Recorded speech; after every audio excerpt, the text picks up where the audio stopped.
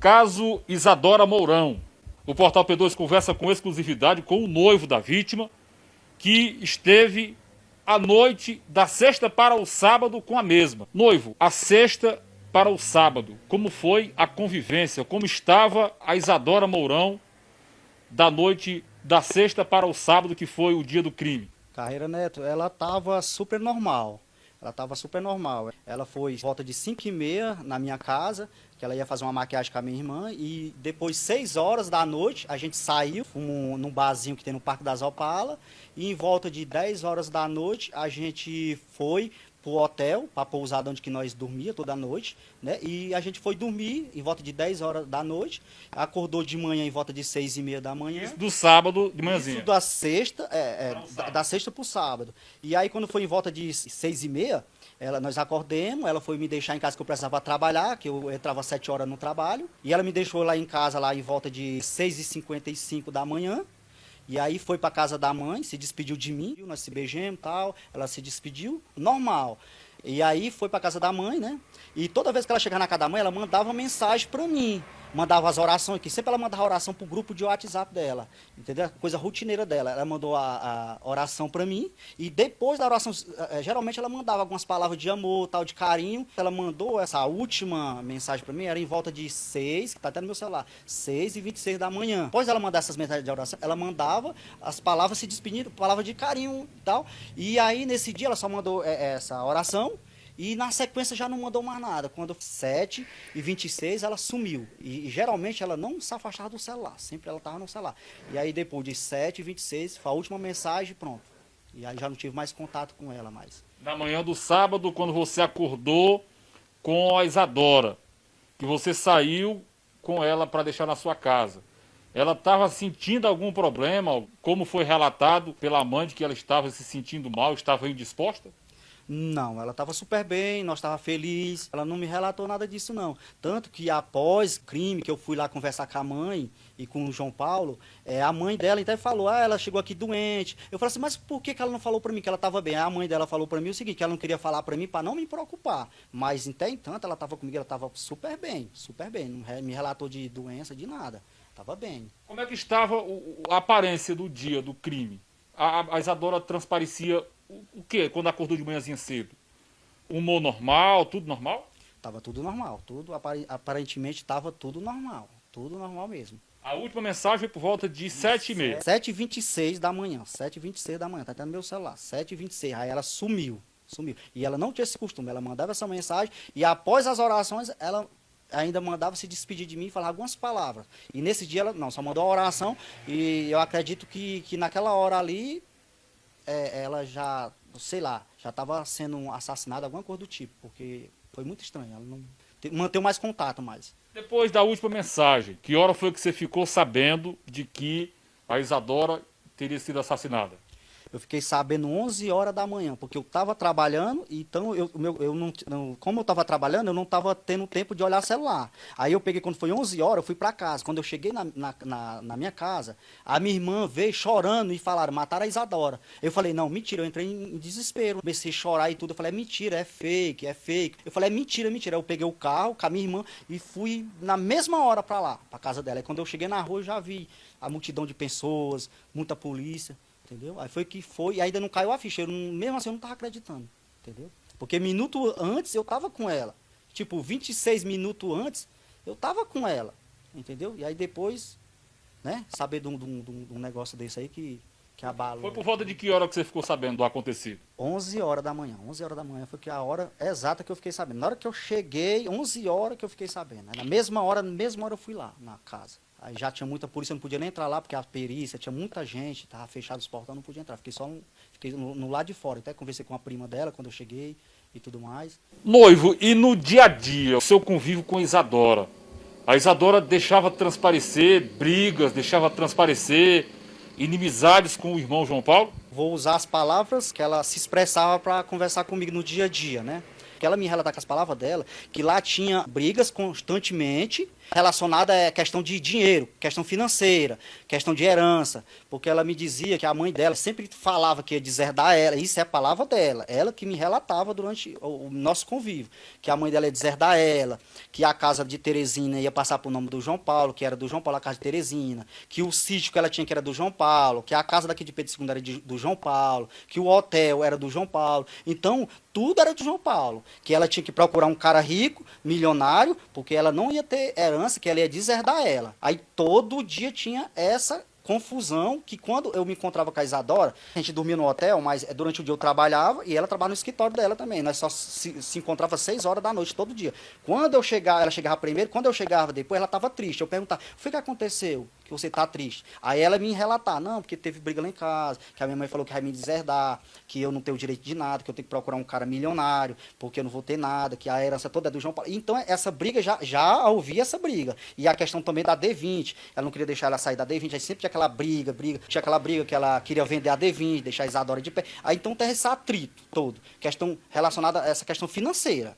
As palavras da Isadora que me falava no dia a dia, esse tempo que eu tive com ela. Todo dia ela me relatava briga, questão financeira. Mas há quanto tempo que ela relatava essas constantes brigas por questão financeira? Há quanto tempo ela vinha se reclamando disso? Rapaz, para mim mesmo já fazia 3 meses que ela vinha me relatando isso aí. Ela falou que essas brigas já vinham muito tempos atrás. Ela falou que quando o pai dela era vivo, o pai dela gostava muito dela, era o protetor dela. As palavras que ela falou para mim. Quando o pai dela morreu 1 ano atrás, ela ficou desprotegida. Daí ficou aquela guerra em cima dela, porque o protetor dela tinha morrido. Então ela falou para mim que estava desprotegida. Foi as palavras que ela falou para mim. Eu estou relatando só as palavras que ela falou. E, tem tanto, que nem eu tinha falado para você que você já tinha pedido para me dar uma entrevista, eu falar que não ia nem dar entrevista. Mas como as pessoal do Facebook me pediram muito, falando, não, você tem que se pronunciar, você tem que se pronunciar. Porque todo mundo sabia que nós tínhamos um relacionamento, a gente andava em todo lugar. Então eu achei até mesmo porque é uma injustiça eu não me pronunciar e falar o que eu sabia, né? Por isso que eu estou aqui com vocês hoje, conversando com vocês e explicando, né, a minha versão e o que eu sabia dos fatos, né? Nós estamos conversando com o noivo da advogada Isadora Mourão, que foi assassinada aqui em Pedro II no último sábado, dando detalhes da convivência dele com a advogada e o que a advogada relatava para ele no dia a dia, o convívio com o irmão João Paulo, o convívio dentro de casa com a própria mãe. Ele pediu para a gente não o identificar e nem o mostrar a imagem. A polícia recentemente soltou um bilhete e nesse bilhete o João Paulo endereçou à irmã Isadora para que ela não mexesse nas coisas dele, que ela cuidasse da vida dela. O que a Isadora mexeu do João Paulo que a deixou ele com tanta, podemos até dizer, com tanta raiva, para endereçar um bilhete à irmã relatando o que ela tinha mexido nas coisas dele? O que ela mexeu? Nesse dia ela até me relatou, não foi agora, faz uns 15 dias atrás, ela tinha algumas pessoas que falaram mal dela, né? Então ela pegou o celular dela e bloqueou essas pessoas. Parente dela, que eu não posso citar o nome. Segundo ela, falou pra mim que essas pessoas falavam mal dela, que ela ia bloquear essas pessoas. Pegou, bloqueou, eu vi ela bloqueando as pessoas. E segundo ela também, quando aconteceu um atrito entre os dois muito, muito forte, uns 15 dias atrás, o João Paulo eu acho que estava tomando banho, alguma coisa do tipo, e ela pegou o celular dele que estava desbloqueado, entrou no celular dele, entrou no Face, bloqueou essas mesmas pessoas que ela tinha bloqueado. Do celular dela. Que tinha bloqueado no celular dela, bloqueou no dele também, bloqueou no WhatsApp e bloqueou no Facebook. E quando ele se deparou com essa cena, ela bloqueando essas pessoas sem autorização dele, aí se gerou um estupim. Um estupim muito grande, entendeu? Foi uma confusão muito grande. Segundo as palavras dela, que foi aonde que surgiu a carta que ele escreveu para ela. Não mexe nas minhas coisas. Você teve acesso a esse bilhete? Eu tive acesso, sim. Eu tive acesso. Ela mostrou para você, a Isadora? Não. Na realidade, essa carta estava escondida. Ela tinha escondida. Eu não tinha visto o teor da carta ainda. Mas quando eu fui na delegacia dar o depoimento, o delegado me mostrou o teor. Até entanto, eu só sabia que tinha a carta. Agora o teor não, porque... Mas a Isadora chegou a comentar contigo sobre a questão da carta? Comentou, ela falou que estava com medo Tava com medo, porque ele tinha ficado muito furioso com ela. Tava com medo do que podia acontecer. Como é relacionado à briga de família, a gente nunca quer acreditar que possa acontecer uma coisa grave, né? Não tão só ela, como eu também. Ela falou, amor, tô com medo, tal, aconteceu uma briga muito grande. Eu falei, não, mas isso é briga de família, logo passa. Noivo, esse depoimento que você está dando aqui pra gente do Portal P2, esse depoimento também está de posse da Polícia Civil. Tá, de posse da Polícia Civil. Você foi ouvido quantas vezes pela Polícia Civil? Fui ouvido, até o começo, até o fim, eu fui ouvido 4 vezes. A primeira pessoa que foi chamada, eu acredito, foi eu, que na hora que eles chegaram já me chamaram, vamos dar meu depoimento, falei tudo o que eu sabia, né? Tudo que eu sabia, assim, que ela me passava, né? Só falei as palavras dela, né? Não acrescentei nada e nem diminuí. Com relação à sua convivência com a família, você era próximo da família, conversava com o irmão e com a mãe do João Paulo? Você tinha uma proximidade com a família em si da Isadora? Então, a questão da família é o seguinte, a mãe dela e o João Paulo eram as pessoas muito privadas, eram as pessoas que não gostam de ter muita amizade, eram as pessoas que gostam só de ficar de portão fechado. E como a Isadora relatava todo dia briga em família, aí o que acontece? Eu resolvi não manter muito contato com eles, por essa questão, que já estava uma guerra entre família, né? Eu, resolvi estar mais afastado. A minha relação com ele era muito pouca, com eles. A questão era essa briga, que muitas pessoas mesmo se perguntam, por que tu não andava tanto lá? Todo dia a Isadora chegava, briga. Aí como é que você vai querer entrar numa casa dessa, né? Aí fica complicado. Desde quando você começou a se relacionar com a Isadora, ela sempre relatou sobre essas constantes brigas com o irmão? Falou bem do começo. Tanto que quando eu conheci ela, a primeira vez que eu comecei a andar no hotel, ela estava dormindo só. Foi uma coisa que me chamou muita atenção, que eu perguntei para ela, por que você está dormindo só aqui? Tipo, Abadona, você não tem a sua família bem aqui na rua de cima? Ah, não, porque aqui eu me sinto mais bem. Mesmo dormindo só, aqui morando praticamente só aqui, eu me sinto mais bem do que lá. Logo, no princípio logo, já comecei a achar muito estranho. E também outra coisa que me chamava muita atenção na Isadora, é que quando a gente ia dormir lá no hotel, ela tinha um cuidado muito grande na questão de segurança. Fechava as portas, às vezes escorava cadeira, depois de fechar, escorava cadeira nas portas. Eu perguntava, por que você está fazendo isso? Porque, as portas eram umas portas muito seguras, de madeira, segura, né? E mesmo assim ela tinha um receio de uma pessoa entrar lá. E eu achava muito estranho. Escorava os portão com as madeiras, o portão que dava acesso, porque as duas casas são fundo a fundo, você percebeu, né? E tinha um portão que dava acesso a outro. Ela escorava o portão com a madeira, toda vez nós escorávamos. E eu me perguntava aquilo, não, questão de segurança. Mas questão de segurança vindo da casa dela pra cá. Aí foi uma coisa que eu nunca, entendi bem, né? Aquela questão daquele medo, aquela segurança que ela... Ela relatava algum medo, que tinha medo de alguém? Ela falava que tinha medo de ficar lá só, que na hora que ela chegava, ela me chamava, relatava que tinha medo. Então, uma coisa que me chamou a atenção, as pessoas que tinham a chave de lá, era só ela e a família, no caso do João Paulo, né, irmão dela, tinha a chave também do hotel, né? E uma coisa que eu me achava estranho, por que ela escorava aquela porta com aquela madeira? Depois eu fiquei pensando, será porque a outra pessoa tinha a chave, ela tinha medo de entrar lá e fazer alguma coisa, com nós dormindo? Eu não sei, entendeu? Nessa parte aí ficou uma dúvida, né? Noivo, a Isadora chegou a relatar de que o João Paulo poderia ser violento com ela, ter alguma questão de violência com ela?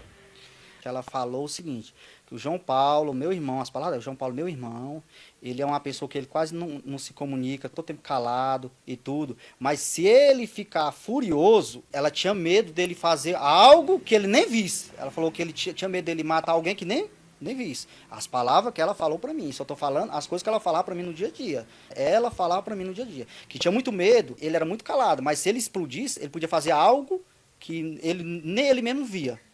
Foi o que ela relatou pra mim. E a questão da briga, ela falava pra mim, a briga mais era com a mãe, questão financeira. Aí o João Paulo tomava a dor da briga da mãe. Aí sempre falava pra ela, deixa a minha mãe quieta, tu não faz isso com a minha mãe e tal. A briga com a mãe, questão financeira, e o João Paulo entrava por a mãe. Aí começou essa guerra. Segundo ela, me falava. Com relação ao seu relacionamento com a Isadora, a família chegou a falar alguma coisa, a criticar alguma coisa, ou a família, nessa parte, a família não se metia? No começo, a Isadora falou que eles criticaram muito. Até mesmo porque segundo ela me falava, que a Isadora tinha que procurar um cara rico. Um cara rico, entendeu? Ela até citou uma vez que tinha um senhor muito rico que estava mandando mensagem para ela bem antes de nós se conhecer, mandando mensagem, e a mãe dela tinha conhecimento desse senhor, né? E a mãe dela falava para ela, as palavras da Isadora falando para mim, falava para ela, ó, Isadora, tu tem que casar com esse velho rico, porque esse velho tem cavalo, ele vai te dar cavalo de raça, que é o que tu gosta, vai te dar SW, e tu pega, tu casa com ele, aí tu deixa a herança toda pro João Paulo. Segundo ela me falou, que a mãe dela falou pra ela, tu deixa a herança toda pro João Paulo. A mãe dela dizia isso pra ela. A mãe dela dizia isso pra ela. Ela falou pra mim que a mãe dela dizia, casa com esse cara rico, que tu vai ter tudo e a herança vai ficar toda pro João Paulo, porque tu sabe que a herança toda é do João Paulo, tu não tem nada. E a questão do relacionamento dela comigo, no começo, a família dela foi contra, me criticaram muito. Ah, não, porque o cara tem uma tatuagem, pode ser que ele não seja uma pessoa boa, mas eu quero deixar bem claro aqui, para as pessoas que não me conhecem, que eu sou um cidadão que toda a minha vida eu trabalhei. Eu comecei a trabalhar muito novo, eu não tenho nenhuma passagem por a polícia, eu nunca pisei numa delegacia, a primeira vez que eu pisei numa delegacia foi agora, recentemente, que foi através desse acontecido. Eles me julgavam muito com esse negócio de tatuagem, até eu mesmo tava pensando, né, o ser humano, o que importa é o coração que tem que ser bom. Negócio de tatuar essas coisas não importa, a pessoa não tem tatuagem, não tem nada e tem um coração diabólico, né? Noivo, a sua convivência com a Isadora, você, quando soube do caso, desconfiou de que o João Paulo seria o principal acusado do crime? Rapaz, eu vou ser sério pra você. Quando eu soube desse crime, que falaram que era uma sacoleira, que tentaram sujar o nome da Isadora, falaram que era uma sacoleira, que ela devia, na hora que eu soube, que a minha irmã me falou no ato que ela soube que a Isadora foi assassinada por uma sacoleira, eu já falei pra minha irmã, eu falei, isso tudo é um álibi. E não existe sacoleira. A Isadora, se as pessoas tentaram sujar o nome dela, não vão conseguir. Porque ela era uma pessoa que ela não devia nada pra ninguém, ela só comprava o que ela podia. Ela não devia. Então, até entanto, e todos os segredos dela nem contar. As coisas que ela devia, era 2 coisas só que ela devia e tava pagando direitinho. Só eram essas 2 coisas. Se ela devesse essas roupas, ela tinha me relatado que todos os segredos ela me contava. Bem do princípio, que eu sabia que não existia essa sacoleira. Eu sabia que não existia isso aí. Mas o primeiro depoimento que eu dei para os investigadores que veio da HPP de Teresina, o primeiro investimento eu falei para eles, não existe sacoleira, estão tentando sujar o nome da Isadora, ela era uma pessoa de bem, era uma pessoa do coração grande, era uma pessoa boa, não existia essa sacoleira. Vocês têm que mudar a linha de investigação, porque não existe sacoleira. Ela não comprava para ficar devendo. Não comprar, principalmente roupa, comprar R$1.000 de roupa, ela nunca fez isso, ela não devia roupa, eu posso garantir. Tanto que eu sabia que não tinha sido essa sacoleira, porque eu sabia que ela não devia, eu sabia de tudo dela. Ela era muito transparente, tanto nas coisas boas, questão de coisas boas, como na questão de coisas ruins, que eram essas brigas, ela me contava tudo. Você entendeu? Ela não deixava nada passar em branco, eu sabia de tudo isso. Passado tudo esses dias, agora já vai ter a visita de 7º dia. A Isadora Mourão, para você, o que ela significava? Para mim, ela significava... Eu até falei lá em casa que para mim ela era um anjo.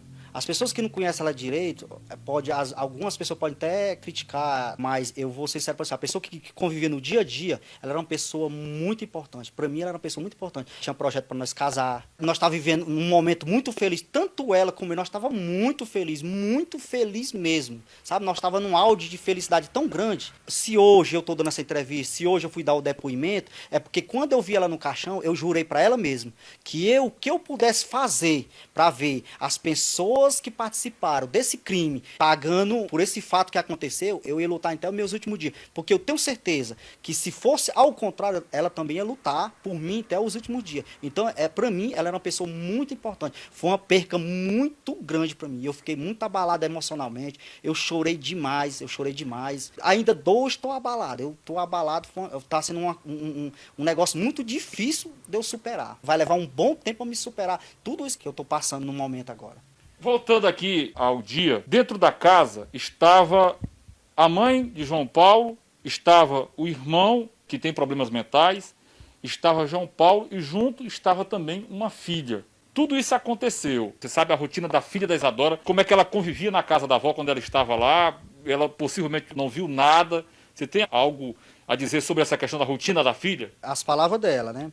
Ela falava que a filha dela era muito noturna, não tinha o hábito de dormir à noite, ela estudava muito à noite. E quando era de manhã, ela apagava, adormecia e ia dormir. Ela dormia mais na parte do dia. Tanto que a parte que ela dormia mais era de 5 horas da manhã até 1 hora da tarde. A Isadora sempre falava para mim que ela estava apagada. Porque como ela não tinha dormido à noite, que ela estudava muito à noite, durante o dia ela apagava. Só ia acordar 1, 2 horas da tarde. É isso que a Isadora me relatava. Noivo, a gente sabe que o João Paulo escreveu esse bilhete para a irmã. E nesse bilhete, ela pedia para não mexer nas coisas dele. No momento em que você chegou lá, que soube que ela tinha sido morta dentro do quarto do irmão, o que é que pode ter acontecido dela deixar o quarto dela? Quando a gente visitou a casa, viu que era um quarto bem amplo, tinha uma cama, inclusive lá ainda estava uma rede, um quarto grande. O que é que a levou a Isadora, segundo o depoimento da mãe, relatos da mãe, ela se deitou no quarto de João Paulo. E o que é que pode ter levado a Isadora até o quarto de João Paulo a ser morta? Segundo ela relatava para mim, a Isadora não tinha o hábito de dormir durante o dia. Ela não dormia, isso aí tá descartado. A Isadora tinha um quarto dela, que eu acho que você viu que é um dos maiores quartos que tem lá, entendeu? Ou ela descansava dentro do quarto dela durante o dia, quando ela tirava um pouco para se deitar, ou dentro do quarto dela, ou dentro do quarto da mãe dela, que deitava numa cama, a mãe dela noutra, dentro do quarto. Agora, no quarto do João Paulo, ela nunca tinha se deitado. Inclusive, quando eu fui lá que eu conversei com a mãe dela mesmo falou que estava achando estranho, que ela nunca tinha se deitado lá e tinha pedido para se deitar naquele dia, que estava com mal-estar. Entendeu? Foi uma coisa que me causou muito estranheza, porque a Isadora relatava para mim que nunca dormiu no quarto do João Paulo. Ou a rotina dela, ou dormia, ou descansava durante o dia um pouco, dentro do quarto dela, ou dentro do quarto da mãe. Agora, do quarto do João Paulo, não. O quarto do João Paulo era coisa privada dele. Ela não. A única coisa que ela trazia dentro do quarto do João Paulo é porque ela tinha um espelho, ela gostava muito de tirar a foto, ela só tirava as fotos dela quando ela se arrumava no espelho do João Paulo e já saía imediatamente para fora. Foi isso que ela me relatava. Agora, essa questão de deitar, ela nunca tinha deitado. Foi uma coisa que me causou muita estranheza. Que inclusive a mãe dela até falou também, lá na hora para mim, que achou estranho, que ela tinha pedido tal para deitar lá também, né? Para nós encerrarmos aqui com o noivo da advogada assassinada aqui em Pedro II, Isadora Mourão, no dia em que a Isadora lhe deixou lá, ela estava trajando as mesmas roupas que ela foi encontrada morta? Estava trajando as mesmas roupas. Ela foi me deixar em volta de 6 e pouco, né, em casa. E quando ela foi encontrada assassinada, o delegado me mostrou a foto, estava com as mesmas roupas. Mesmas roupas. E eu também quero pedir, assim, do fundo do meu coração, o desejo meu, que todas as pessoas que foram envolvidas nesse crime, que possam pagar, que foi um crime que abalou não só o estado do Piauí, do Brasil todo. Eu confio muito nas autoridades, que ela possa, cada pessoa que participou desse crime possa pagar, porque ela não merecia, as pessoas que conhecem ela sabem que ela não merecia. No começo do crime que aconteceu, eu sempre falei, a Isadora morreu de graça. Sempre batendo naquela tecla, a Isadora morreu de graça. Bem do começo que eu tô com essa tese, a Isadora morreu de graça. Ela não merecia um fim trágico desse, não merecia. Ela era do bem, pessoa boa. O que você vai guardar da Isadora para você? O que eu vou guardar dela é só os momentos de felicidade, que ela era muito feliz, o sorriso dela, sabe? Com tudo ela dava risada. Era a coisa mais raramente você vê ela triste. Era só dando risada. A Isadora era uma pessoa que ela gostava muito de viver, ela gostava muito da vida, sabe? Ela gostava tanto da vida que ela vivia assim intensamente, 24 horas. Ela vivia intensamente 24 horas. Ela só dava risada, só brincava, gostava muito de ouvir música. Ela comprou uma caixinha que ela dava 24 horas com essa caixinha ouvindo música. Às vezes até falava assim, parece que você gosta mais dessa caixinha do que deu, brincando com ela, porque era 24 horas. Ela falou pra mim que durante a vida assim, ela estudou muito. Então ela não pôde ser muito feliz. E ela falava pra mim que agora ia começar a ser feliz, curtir o que ela não curtiu quando no passado. Então ela fazia de tudo para ser feliz, que acabou num negócio trágico desse, que vai ficar para mim na minha memória os momentos felizes que nós passamos, se divertindo, dando risada, 24 horas dando risada, aquela pessoa alegre, aquela pessoa feliz que só tentava levar a felicidade para as pessoas que estão em volta. Se tinha 10 pessoas aqui, todo mundo dava risada com ela. Ela tentava levar risada para todo mundo. Então o que vai ficar muito marcado na minha vida, esse fato, na minha mente, é isso. Que ela tentava levar alegria para todo mundo e que ela só queria ser feliz. Ela mesmo falava que só queria ser feliz e ela gostava muito de viver. Ela amava viver.